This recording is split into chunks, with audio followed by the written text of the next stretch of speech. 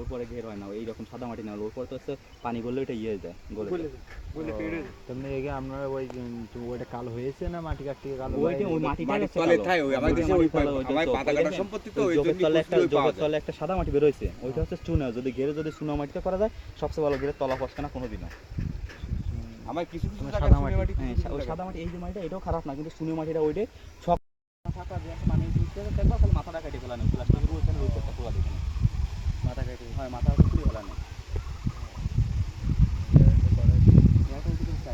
এর ভিতরে এইটা মাছ হয়েছিল তো হচ্ছে 42 মাছ হয়েছিল এইটা, 50 থেকে 42। হ্যাঁ 50 শতক না তো জলাকার আছে 33 শতক, মানে 42 এক থেকে 5 মণ ধরে আমি মাছ বেশি হয়ে গেছিলো, পরে বিক্রি করে দিয়েছিলাম, দিয়ে তারপর লাস্টে 18 পিসে কেজি আইছিল, তখন 25 পিসে যে আমি 200 কেজি মাছ ধরে দিয়েছিলাম।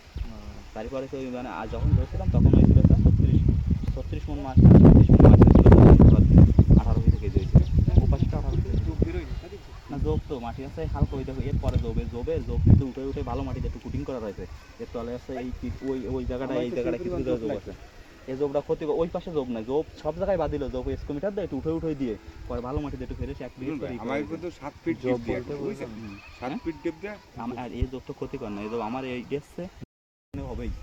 না, ওইটা তারা ভুল তো করলি, বলে। ওই তার ভুল করলি তাহলে মোটর ওই আবার দুটো বসাতে হবে, একটা ঝামেলা, একটা করে আরেকটা বসায় দুটো দিন আটানলে ক্লিয়ার হয় না, পাইপ জমে যায়, তো তো আমার রেগুলার এটা কি 2 মাস পরের থেকে প্রতিদিন উঠে দেবে নাকি? এই আছে 2 মাস পর থেকে প্রতিদিন, এর আগেও মাঝখানে আছে না এই টানবো 2-1 দিন ছোট নেটেরটা দিয়ে টানবো, মানে 2 মাস পরে তো তখন আছে বেশি আছে, এর আগে ময়লা না থাকে এখন দেখা গেলো কি প্রথম অবস্থা খাবার কম যাচ্ছে, কয় বস্তা খাবার যায়, যখন আছে লাস্টের দিকে তখন 2 মাস পরে আছে ডেলি 25 কেজি 30 কেজি করে খাবার দেওয়া শুরু হয়ে যাবে, তখন বেশি ময়লা বেশি ভাঙিয়ে যাবে।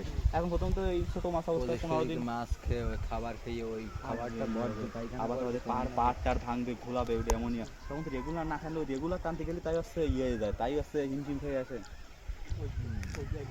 আর পানিটা ওঠে একদম